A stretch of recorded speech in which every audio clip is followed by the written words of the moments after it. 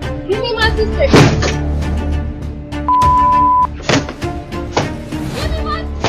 That night didn't begin with violence. It began with urgency, with panic, with 4 words that refused to stop echoing, "Give me my sister, give me my sister, give me my sister." And those words carried fear, frustration, anger, and desperation all at the same time. It was already dark on July 26th, just before 9 in the evening, when a 19-year-old woman arrived at a house she was not authorized to enter. She wasn't carrying a weapon. She wasn't trying to rob anyone. She was there for one reason only: to take her 11-year-old sister home. But what she believed was an act of protection quickly turned into something much bigger, something uncontrollable, something that would end with police lights flashing and body cameras recording every second as emotions exploded in real time.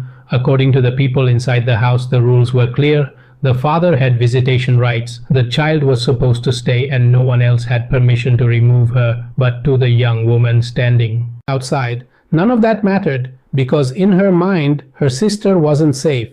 And when fear takes over, logic disappears, voices rise, words turn into threats, and decisions are made that can't be undone.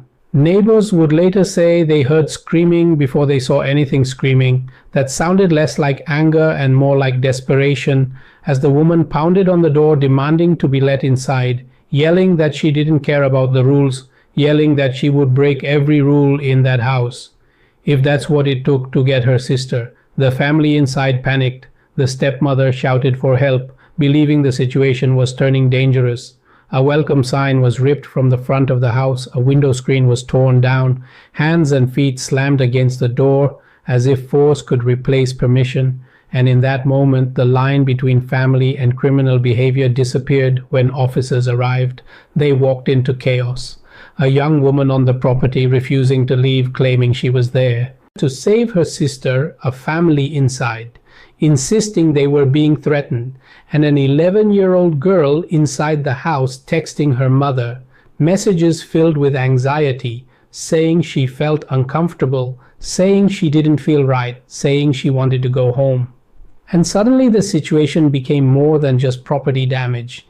It became a custody issue, a legal dispute, a moral conflict, and an emotional nightmare all rolled into one. Officers tried to slow everything down. They asked questions, they separated people, they listened to both sides, but nothing about this situation was calm. The woman outside insisted she was protecting her sister. The stepmother insisted the law was being violated and the father wasn't even there yet, which only made things worse because decisions were being made in his absence. The mother arrived with court documents in hand, explaining that the sleeping arrangements violated a judge's order, explaining that her daughter was not supposed to be sleeping in the same space as male siblings, explaining that this wasn't just a feeling.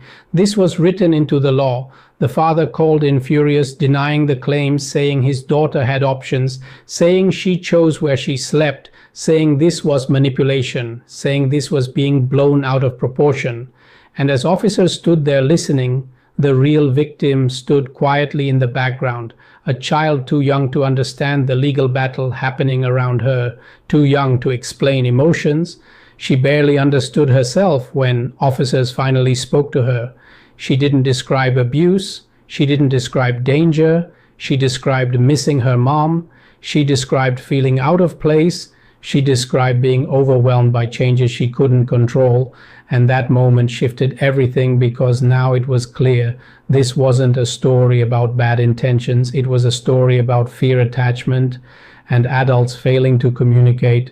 But even when intentions are good, actions still have consequences. Property had been damaged, threats had been made.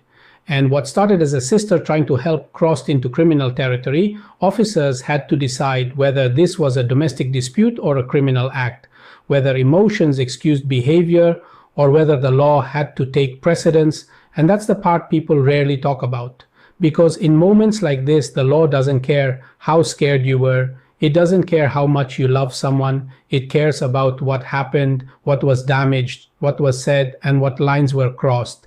The decision was made, charges would be considered because damage is damage regardless of motive. And suddenly the reality set in for everyone involved that one emotional night could follow them for years. Court dates, records, consequences, all stemming from a moment where emotions overpowered judgment, and as the scene finally calmed down, the yelling stopped, the lights dimmed, and the officers prepared to leave. One thing was painfully clear. This wasn't just another police call, this was a family fracture, caught on camera.